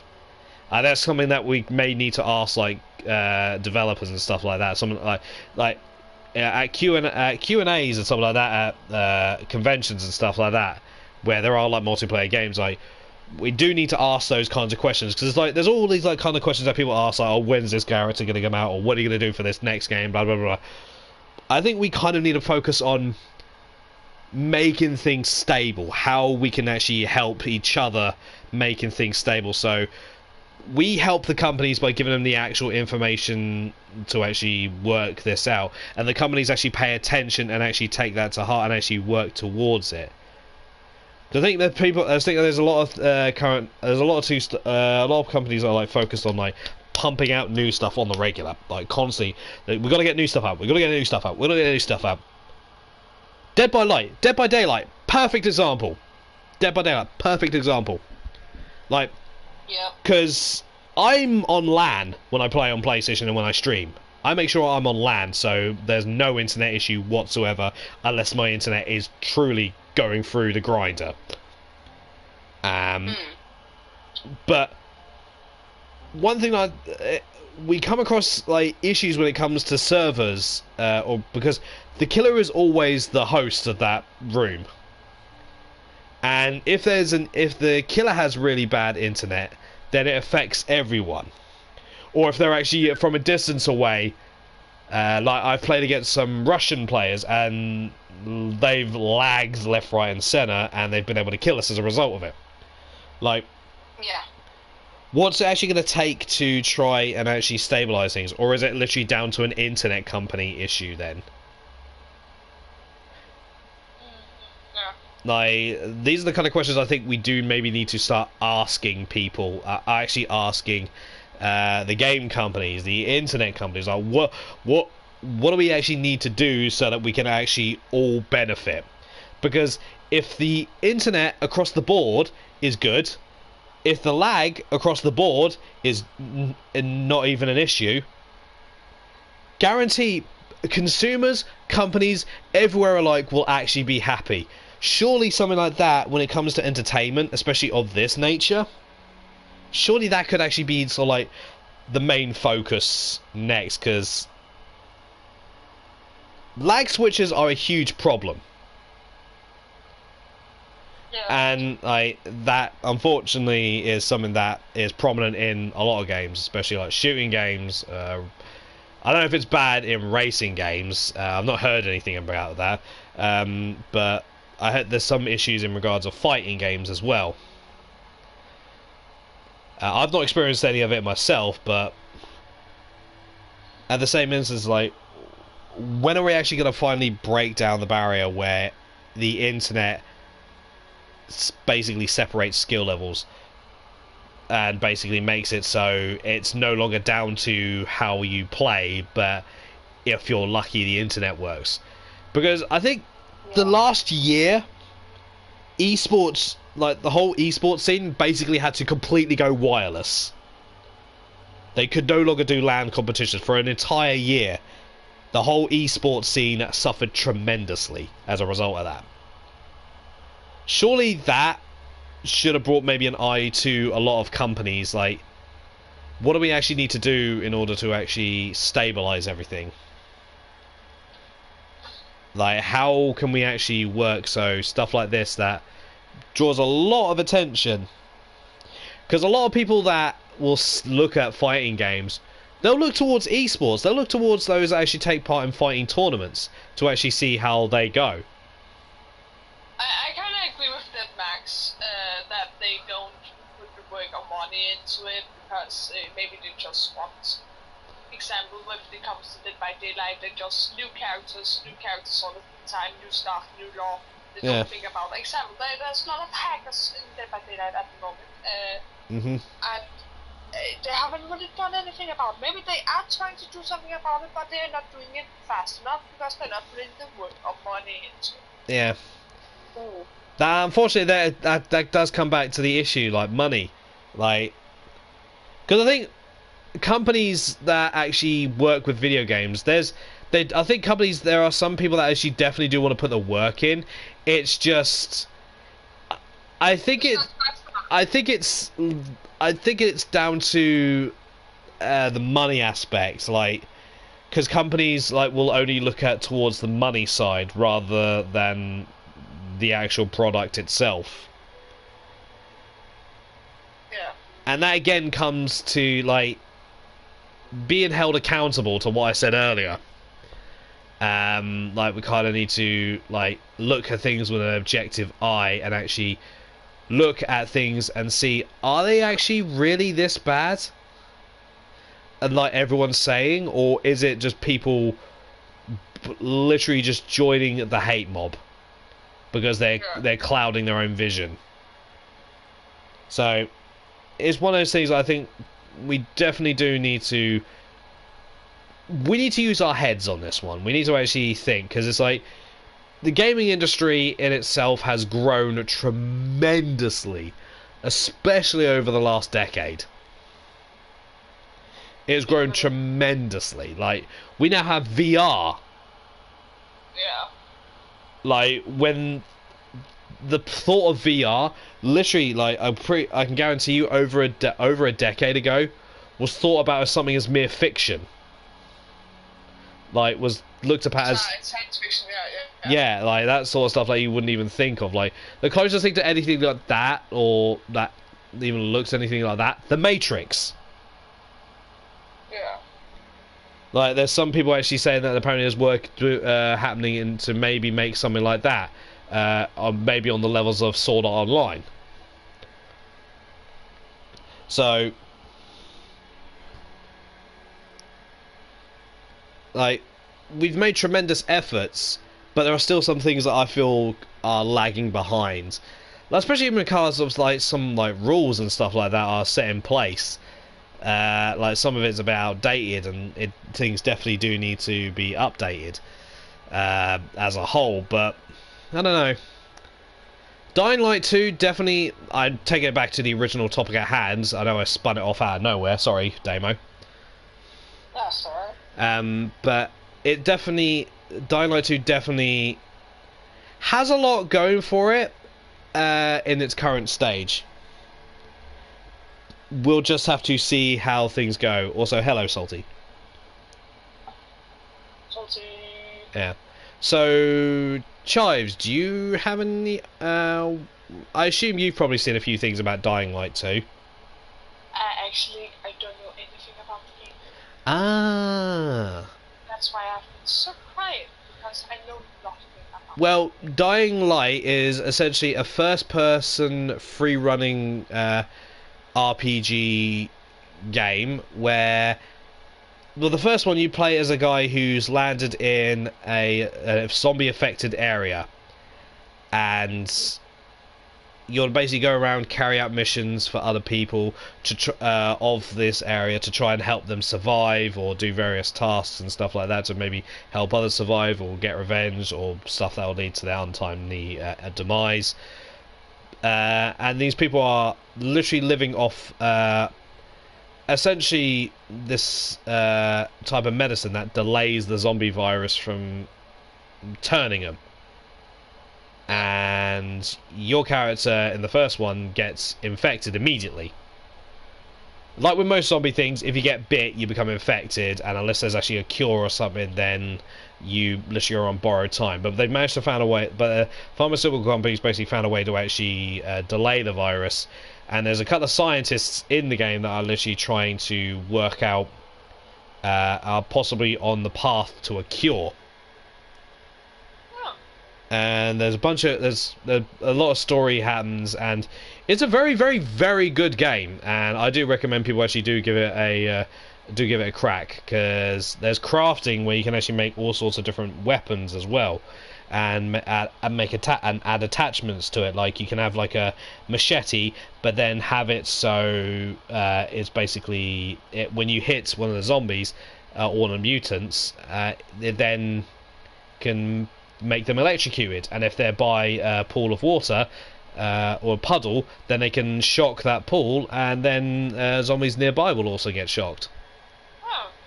Yeah, there's a lot. The crafting system in Dying Light is incredible, like the amount of things you can actually do. So, if you like a bit of action and a couple of jump scares, especially at night time when you have to deal with mutated zombies that will literally chase you to try and kill you, and you can easily get overwhelmed by them.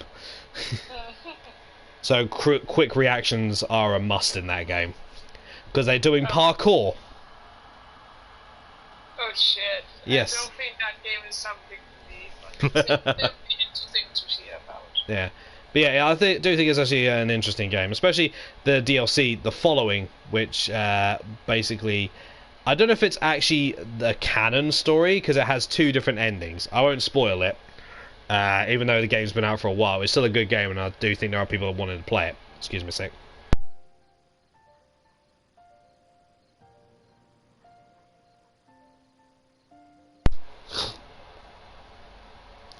Oh, Deadmax says something to say. I can understand if they're trying to make a profit, but you gotta spend sometimes to make more money. Like if a game is actually bad, or even a film, they need to dial back and see what they made. What made the project fail. And now I'm hearing about Dying Light, I really want to try it. It is a good game. I do recommend people try actually looking it up. I do. Oh yeah, definitely. Yeah.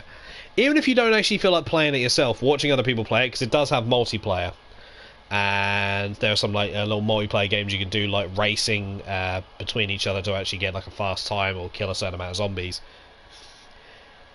Like, I assume a lot of people have heard of the game Dead Island. Yes. No. Another first-person zombie game, but unfortunately didn't do as well. And Dying Light, a lot of people say, is what Dead Island could have been. Should have been, yeah. Yeah. So, yeah. I do recommend checking them out. There's BRB, got to go shovel 3 feet of snow. Jesus, Alex. The chat boys. Jesus. So yeah, that's I've not got any other topics of discussion in regards that I've laid upon my lap over the past couple of weeks. Damo, you got anything? Of course, I've got one last topic, and this one is mainly for the Xbox players, actually, seeing as the new Elder Scrolls Online game, if I remember rightly. Oh wait, hang on, is this Elden Ring? Elder Scrolls? I don't know. Elden Ring is basically essentially Dark Souls. Okay, sorry for the confusion. I got myself a bit confused there, guys. So Elden Ring, basically, as a lot of people know, have always traditionally had limited character creation, right? Well, apparently, there might actually be some more, you know, maybe not as limited now, to be fair. So there was a showcase of it, but the video is no longer available, so I kind of can't like rewatch it again to refresh my memory. Haven't been able to for the last few days. I bet you cannot make your penis size just like in Cyberpunk. No, that Cyberpunk's character customization is on a whole new level upon itself. But that comes into that could easily come into another like conversation as well. Like, when does character customization become too much? Like, when is it too much? When is it too little? Because there are some games that do offer character customization, but it's very limited. And then there are games that offer loads of character customization to the point you actually can create your own character. Like. Yeah. Like, when is too much or too little? They're adding more variety to customization. I might have to get that game, says DevMax. Geo says it's never too much. Give me all the fashion, just my preference anyway. Like, to add it to put onto like game series that's actually just finally recent, only in the past like 2 or 3 generations actually started adding character customization, and that is the Pokemon series. They I believe it was back in X and Y was when they started the character customization. It was.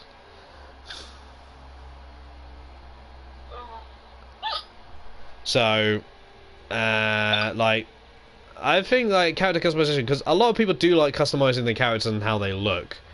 But at the same time, sometimes the characters just look too good to the point you don't want to change anything. So again, it comes to the question, but I think that's down to the game and its preference. So I think that'll be a question that'll be asked across all of entertainment and games. So is there too much customization, or is there not enough in a game? Down to the game and a preference. So. I was going to say, definitely down to the preference. But good to hear that the game is getting more customizations. That is great. Yeah. That. Personally, I've seen and literally played through, and I know everyone sometimes is just like, Damo, stop talking about Sims, and I promise this is the last time I'm going to talk about Sims. No, it's not. You're right. I'm talking for the podcast of today, guys, just to clarify. Okay. You just gotta put on it every other day. Oh, trust me, we have to deal with Sims on Damon talking about Sims a lot. So yeah. You guys are getting off lucky. Sims 1 had very basic, and I mean basic, like character customization. You know, you had to click the arrow for like the hair, but it also kind of came with the accessories and stuff like that. Sims 2 got a bit more and like a bit better. Sims 3, in terms of character creation, I would definitely say with the color wheel tool was the best. And you could also do a little bit more with the sliders. Sims 4, obviously, you can literally pretty much do everything, but if you want to, say, make the breasticle area bigger than what it can go up to naturally, that's when I find it gets a little bit out of hand because of some mods. Breasticles. And that's coming from me. So yeah, Hart has put in the chat. Apparently, 2 out of 3 endings in Dying Light are canon. Oh, okay. So interesting to see like how they incorporate that into the story of Dying Light 2. I'll be interested to see that. So that's across. Hello, Charles. That's basically that, and all the discussions to mine and all the basic topics. Now on to another topic that will take us neatly up to probably just over the 2-hour mark. Games that we have seen that are coming out that have caught our interest and we may actually be wanting to buy. I will start off because, well, this game has a bit of a history for myself on a personal note. Dynasty Warriors 9 Empires. In regards of Dynasty Warriors, I've been playing Dynasty Warriors for a long time. It was a game that I was actually playing after I got out of hospital after my car accident many years ago.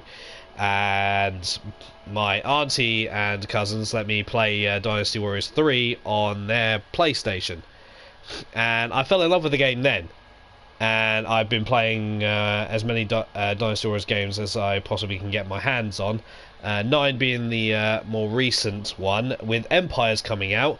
It should be an interesting take, because with the Empire series, whenever they do that,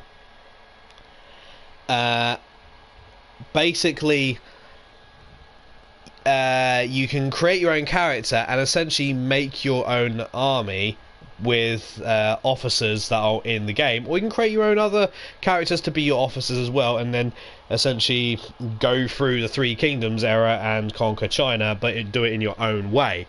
Make your own decisions, actually not like other games like Crusader Kings. You're actually playing as a character on the battlefield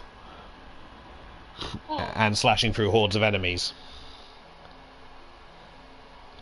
So it'll be interesting. Actually, I'm looking forward to it. They've just announced that it will be coming out. I think it was the 20. I think it was either the 20th or 22nd of February.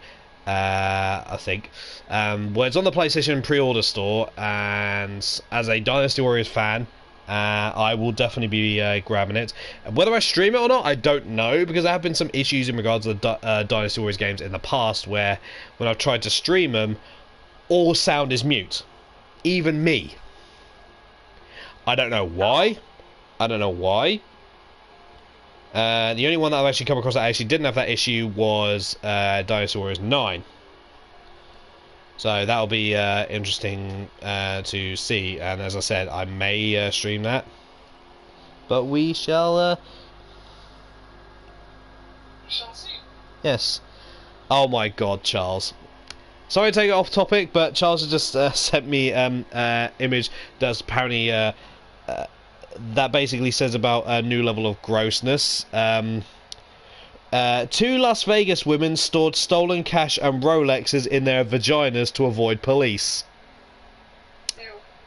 Yep. Oh my god. That's all we're gonna say on that one. Is just ew, and moving on.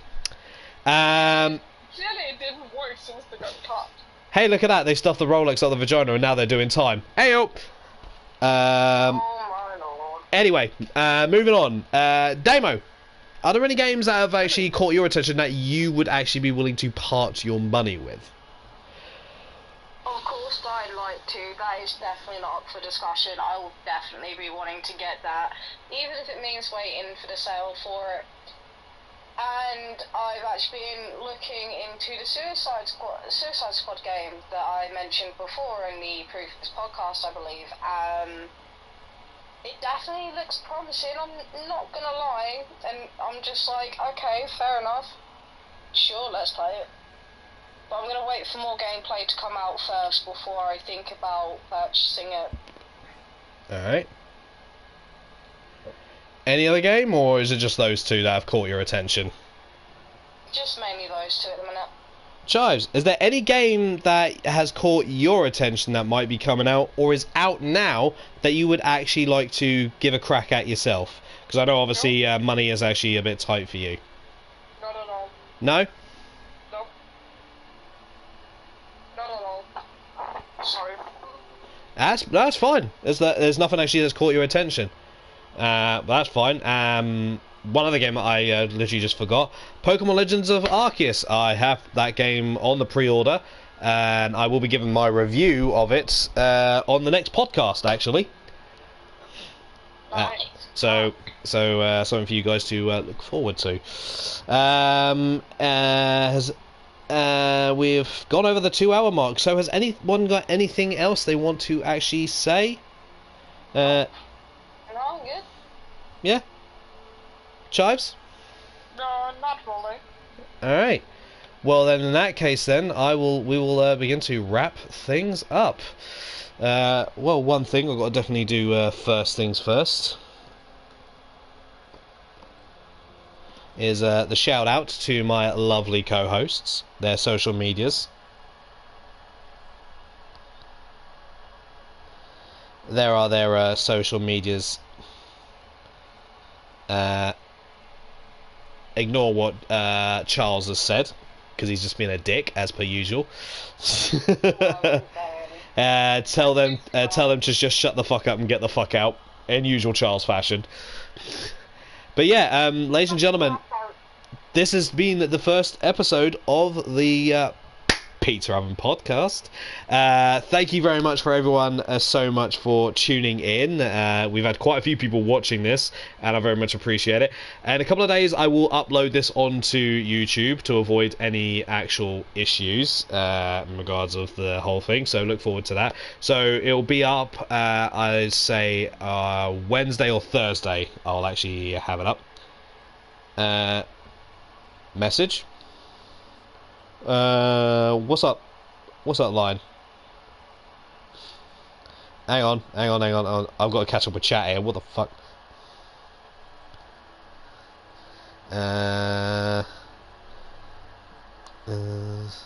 Supposedly you can bypass the no sound issue with Dynasty Warriors and Orochi Warriors with a capture card.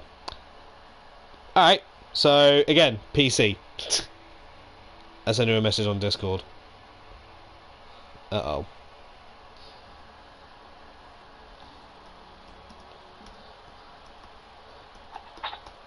So yeah, yeah, I've already seen what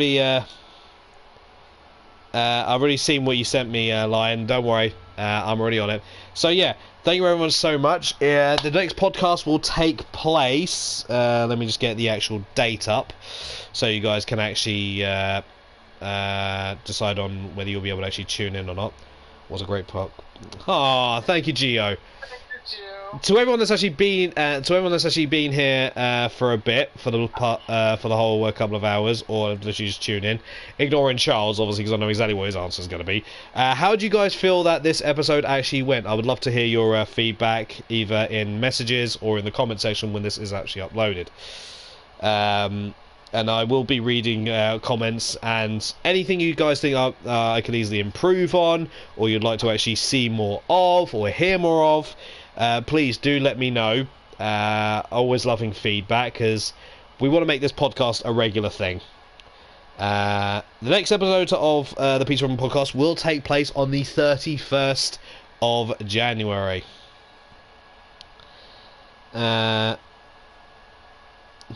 Oh, Kiwi, thank you. Gio's arguing with Charles. But yeah, go on, Gio, get him. But yeah, we do actually have a raid target. I love the podcast. Haven't seen you do one, but it's an epic twist. Yes, as I said, we're going to be trying to do a few more interesting things in regards to the channel, because new channel, new name, new things. But as I said, we do have a raid target, ladies and gentlemen. A new raid target. And I think some of you will have actually, will be surprised on who it is. ladies and gentlemen, we're going to be raiding Otaku Waifu, who is currently streaming Stardew Valley. Otaku Waifu does have followers only on, so if you would like to actually talk in her chat, then do follow. Ladies and gentlemen, we will, just so she actually knows what to do, then there is the flop top, so copy what you see in the chats, and then we will begin. Just trying to actually copy it myself, but chat keeps on flying through because Charles has been a massive bell end. Charles, there's not much that doesn't make you want to throw up, so shut up. And Geo does have power, she's actually a mod, so shut up. So ladies and gentlemen, thank you all so much. That's also going to be the last stream of the weekend. I will have another... I will let you guys know in the Discord of what will be happening from next Friday in regards of the streams.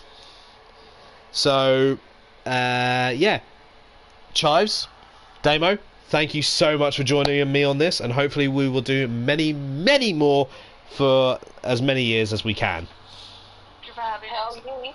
Yep, it's a pleasure. And as I said, we will actually do more podcasts and hopefully have some guests in the future.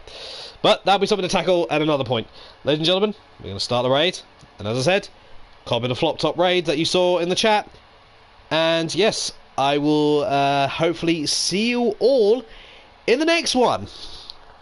And as always, stay chaotic and live for the challenge. Bye!